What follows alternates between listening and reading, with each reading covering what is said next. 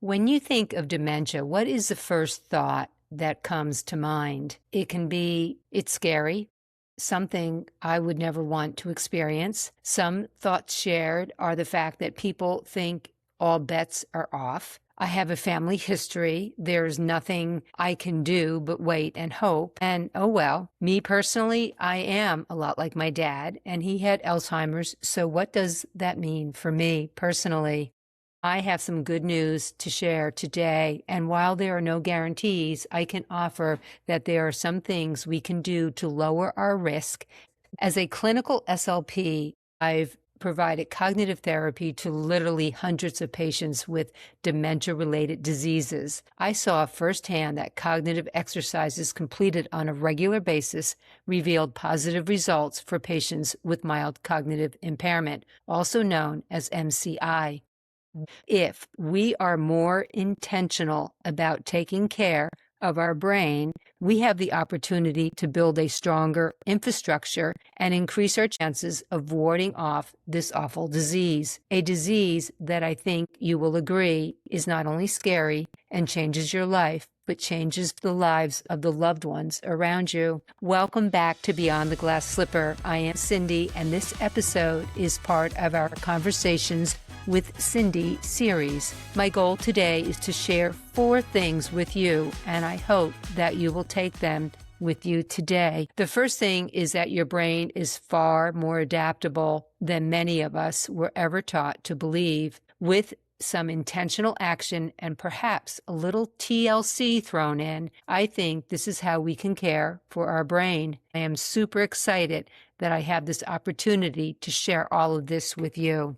I am going to touch a little bit on the research and bring us quickly up to date with the current thinking on cognitive reserve. There was a landmark autopsy study completed by Dr. Robert Katzman in 1988, consisting of 137 elderly residents, and from those residents, they found 10 individuals with significant Alzheimer's neuropathology, and they maintained normal cognitive function. This was the study that identified the brain reserve phenomenon. Autopsies revealed that these individuals had higher brain weight and greater neuron density, suggesting a physical buffer against dementia symptoms. Research evolved from Dr. Katzman's passive model of physical brain reserve in 1988 to Dr. Yochof's Stern's active model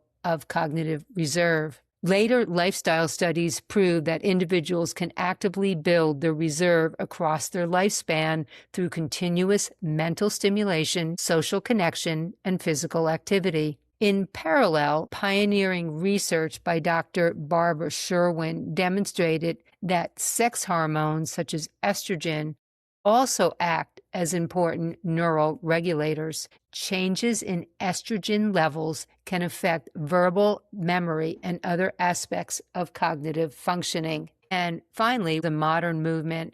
This endocrine cognitive connection is a major public movement. Prominent voices like Dr. Mary Claire Haver, who was the author of The New Perimenopause and the host of the podcast Unfazed, and Dr. Rubin, they are utilizing modern platforms to advocate for women's health. They emphasize how perimenopausal hormonal fluctuations trigger a zone of chaos in the brain, validating symptoms like brain fog and reshaping how the medical community approaches lifelong neurological care.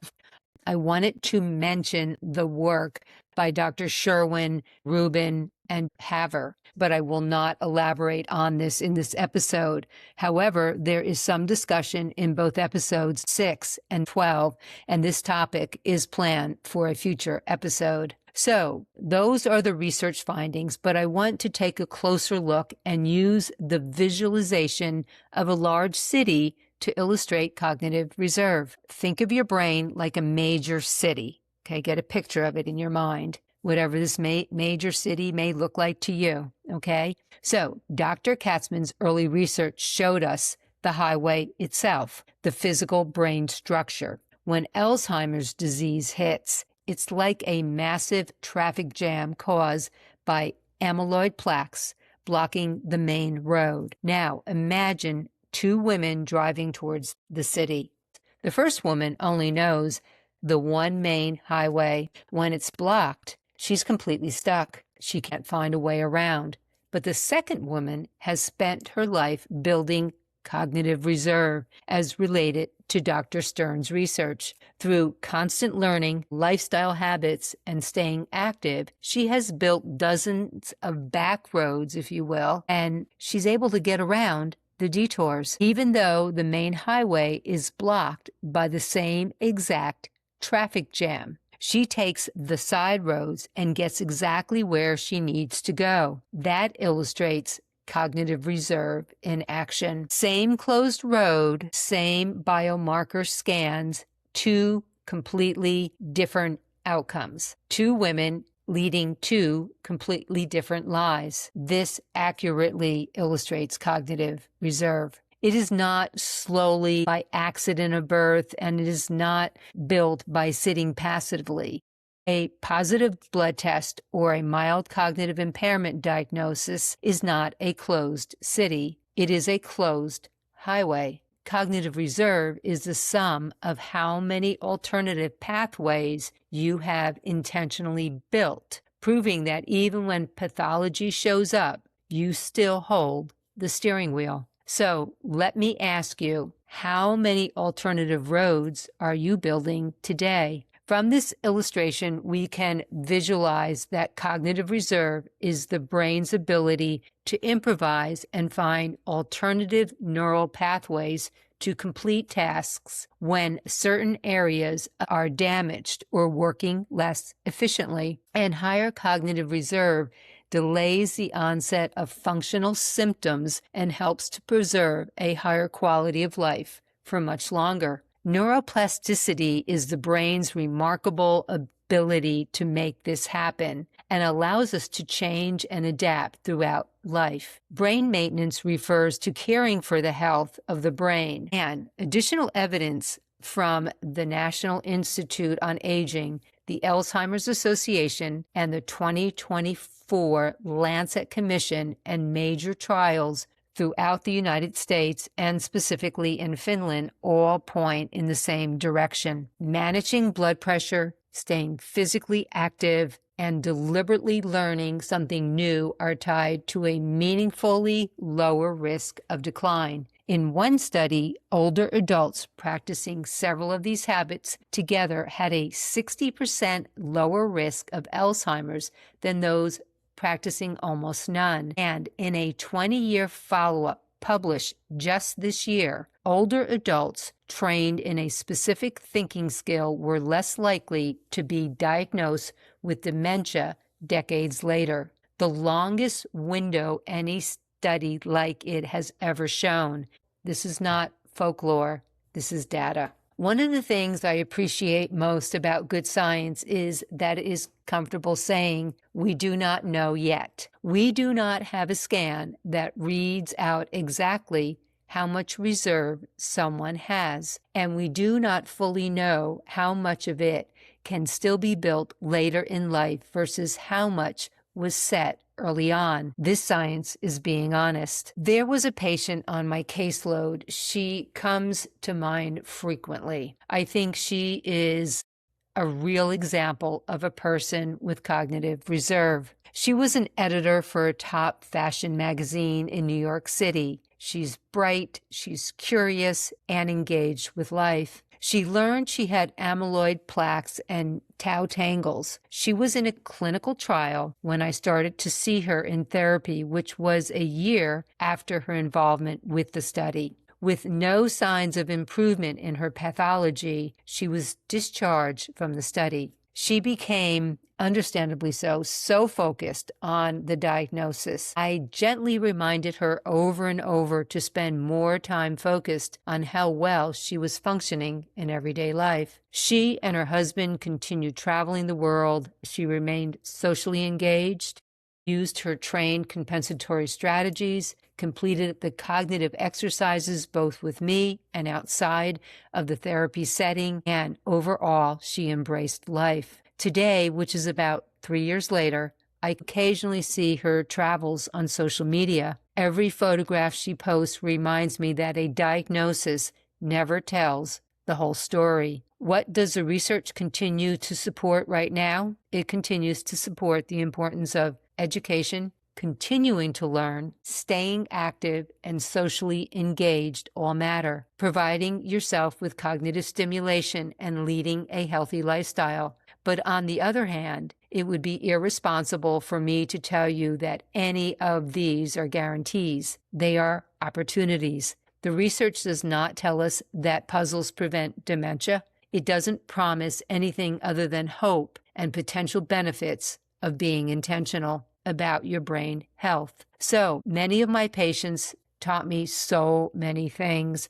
This editor that I just mentioned, it was just amazing to see the amount of pathology she was living with every day. And while she was experiencing some cognitive decline, she was benefiting from this therapy, and she was able to continue to live with a better than decent quality of life. So one of my biggest takeaways with working with patients is that one's quality of life cannot be an afterthought in how we plan for the years ahead of us. And here is the piece of the puzzle that the layperson does not hear often enough. The side streets in our brain do not pave themselves. Cognitive reserve is built through intentional, daily small choices made over and over. It is taking responsibility for your own neural architecture before a crisis hits. When you push yourself to learn a complex new skill, engage in tasks that increase cognitive stimulation, struggle through learning a new language, or even simply engage in a deep, challenging conversation, you are actively laying down asphalt, those asphalts that will allow you to use the detours around the blocks. Not because it is easy to do all of this, or even maybe something you really want to do, but because every moment of real mental effort is another alternative route being built for your future self. But listen, you may not know exactly which road will close one day, but by being intentional today, you make sure your chances of being stranded are reduced. From my clinical background, especially with my patients with MCI, and my personal experience with both my parents who were diagnosed with dementia. My dad lived till he was 92, and he lived about the last 7 or 8 years of his life with Alzheimer's. My mom lived till 94, but her last 2 years of life, she lived with dementia that was caused by hypercalcemia. So I know that cognitive stimulation can enhance a person's quality of life. And from what the research is supporting today, exercising your brain is as important as exercising your body, to which there are documented benefits. Not only will your body benefit, but your brain health will benefit as well. So from all of this, I have developed Brain Sparks. This is the second message I want to leave you with today. You need to provide cognitive stimulation to your brain over and above your current baseline of function. And there are things you can also be doing to reduce stress, which is also important for brain health. But again, that's another topic for another episode. I have a section on my website, beyondtheglassslipper.com, called the Encore Brain Center, developed just for women like you and me. Check it out. Your brain will be glad that you did. Simply write, lock it in, and laser sharp are 3 brain sparks I would like for you to try and incorporate into your routine. If not daily, at least 3 to 4 times a week. The exercises, they can take from 1 to 10 minutes a day. And if you don't have the 1 to 10 minutes in your day to give to your brain, then I have to ask you, who are you giving those minutes to, and how is it benefiting your brain today and your brain for later down the road? Here is the third thing I want to leave you with. I am not telling you a brain spark will prevent dementia. Nobody that's being honest can promise you that. What I can tell you is this. It invites you to intentionally engage your brain using strategies the research actually supports. It is not an insurance policy, but it is an act of intention.